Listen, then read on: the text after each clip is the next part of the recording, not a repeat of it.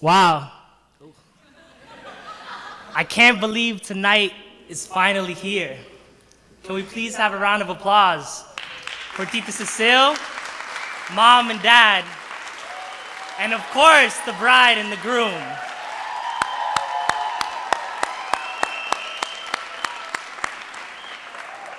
All of your hard work is finally paid off. This night and this entire weekend has been absolutely perfect.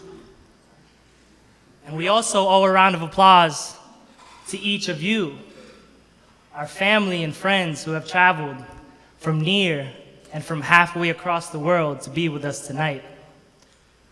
I know I speak on behalf of the entire family when I say that we are truly grateful for your presence.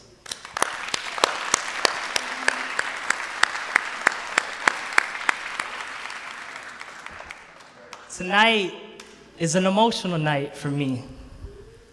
Mara, or Ate, as I lovingly call her, is my only sister. And Mark, or Papi, as I lovingly call him, well, somehow I always thought that instead of my sister, he would choose me.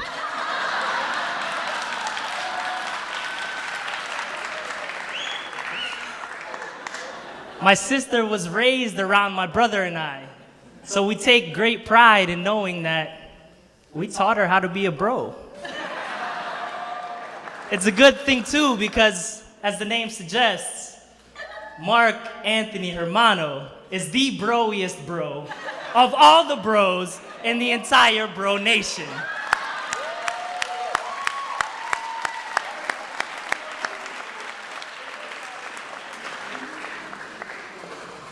I'm convinced that in another lifetime, Mark and I have been friends since diapers. But I'm glad our children will have that opportunity.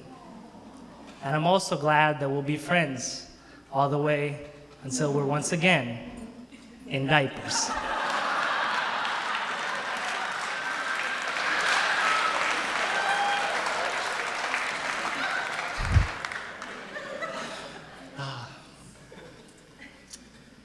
I was so honored when Mark asked me to be his best man. I wasn't expecting it at all. He even gave a speech before he asked. It's the closest thing I'll ever get to a proposal. In a unique way, this not only reflects all the experiences that we've shared in the past, but is also a promise and a celebration of all the wonderful things that we're destined to share together in the future. It's funny that we're once again talking about the future. It seemed like not so long ago when tonight, their wedding night, was the distant future. It was a future that started almost 7 years ago. I still remember when I met Mark. We were outside of Emerson Alumni Hall at the University of Florida. Go Gators. And I had this whole elaborate plan set out. I was going to be the strong, tough, and macho brother that sent out the message, "Hey buddy, my sister is not one to be messed with." The moment comes, we finally meet. "What's up, bro?" he says. "I'm Mark. I've heard so much about you, and I'm excited to get to know you." I turn, look at Hopper and say, "Oh man, I love this guy already." Mark really did have me at hello. Since that first moment, we've shared so many great memories together. And I'm sure you guys can probably guess what the common theme is. Always. One drunken night as undergrads, we decided that it would be best for me to sleep on a mattress in the kitchen floor for easy access to breakfast. Of course, we didn't wake up in time for breakfast. Once on a fancy dinner cruise, we decided that in order to save money, instead of buying food, we should just order a bunch of bottles of wine and then go to McDonald's afterwards. Of course, we got really hungry on that dinner cruise, and we ordered a bunch of food anyway. And one September day, he told me that he was ready to propose to my sister. We were drunk and peeing on a dumpster. It was perfect. I wouldn't have it any other way. And as many of you know who have seen the video, I was very happy when he proposed. You can definitely see it in my face. Not only is Mark charming, adventurous, and a really good drinking partner, he's also one of the most inspirational people that I know. He's inspired me in so many ways, and he probably doesn't even know the half of it. In the late 1940s, most physiologists concluded that it was not possible for the human body to run a mile in under 4 minutes. However, on May 6, 1954, a 25-year-old med student by the name of Roger Bannister crossed that 4-minute threshold with a time of 3 minutes and 59.4 seconds. Not even 70 days later, another man ran the mile in under 4 minutes. And at the next international competition, 4 people ran that mile in under 4 minutes. Without knowing, Mark has been my Roger Bannister. Without having to say any words, he's pushed his own boundaries, and he's run his own race. When I saw him get accepted into the school of his dreams, a place we once thought of as impossible, I decided to go after mine. And I couldn't believe it, but a few months ago, they said yes.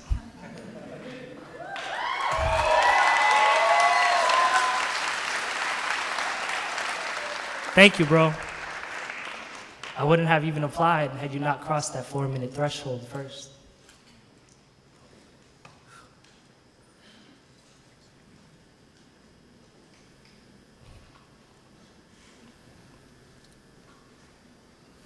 Mark has been there through so many things, all of our life's ups and downs, from beers to books, from friends to families, and everything in between. Mark has always been there for us, even at some of the lowest times in our lives. A few years ago, when my younger brother Hopper was diagnosed with leukemia, I started writing letters to myself as a creative outlet. On January 24th, 2015, I wrote this: Hopper will receive your bone marrow through an IV drip that lasts about 4 hours. And at the end of it, 50 family and friends will squeeze into this small hospital room. And you'll sing him happy birthday, a Shands transplant unit tradition celebrating his new chance at life. One of those 50 people will be Mark. He'll fly in for just a few hours, just so that he could sing that special happy birthday to Hopper. One day when the time is right, don't forget to thank Mark for being so good to both you and Hopper. Don't forget to let him know that those memories inside that hospital are some of the best that you'll ever have. And don't forget to tell him just how much you thank God for giving you and Hopper another brother.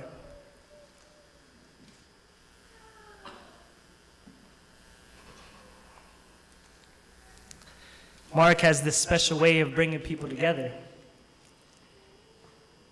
I've been so fortunate to meet people from all parts of his life.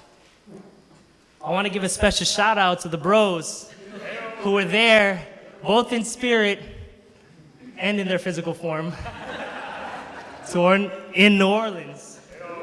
Mark continues to say that it was one of the best experiences that he's ever had. And we have you to thank for that. And I continue to say that our 14-man karaoke crew in front of over 500 people was one of the best memories of mine. You were right, Andy. Dancing Queen was the perfect song choice.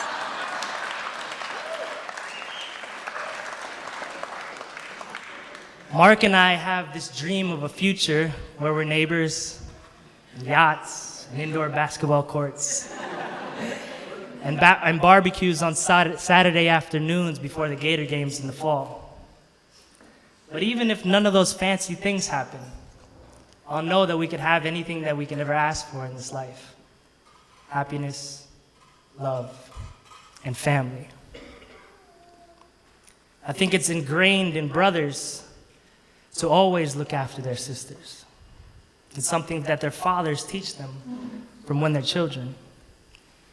They always hope that they'll find a man who will love and care for them for the rest of their days. I'll never forget when I knew that Mark was that man. I was told at a young age that if you want to know how a man would treat his wife, you should watch how he treats his mother. So when I first saw Mark with his mom, I watched. I watched as he would move heaven and earth to make her happy. I watched as he would schedule his Florida plans not around his friends or my sister, but around Tita Cecile's days off. And I watched as he would love and converse and care for his mom like she was the most special woman in the world. The first time I watched to know, but I haven't stopped watching since in simple admiration. I cannot tell you how much joy it brings to my heart to know that you, Mark, are that man that we've been hoping for so long. And to know that my sister has finally found her prince. I wish that I could give you two marriage advice on how to have a long, successful, and happy marriage, but I usually ask you for relationship advice. One thing I can offer, though, is a reminder of everything that you and your love has taught me over the years. You've shown me just how patient and kind love truly is. You've shown me that love is worth persevering for through all of its challenges, through family illness, through long-distance relationships, and through the multiple rejections that my sister gave you at the beginning. And most importantly, you've shown me that the most important foundation of love is friendship. I hope that you never stop singing and dancing as only you two can. I hope that you never stop taking your late night Taco Bell runs and stealing all the fire sauce.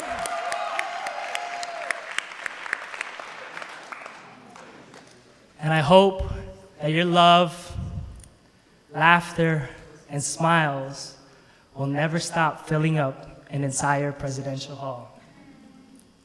So,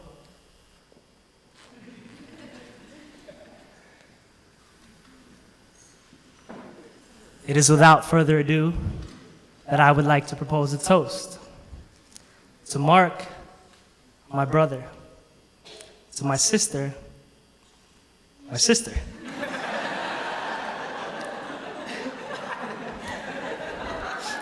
and to your love. I know it will last forever. To Mark and Mara.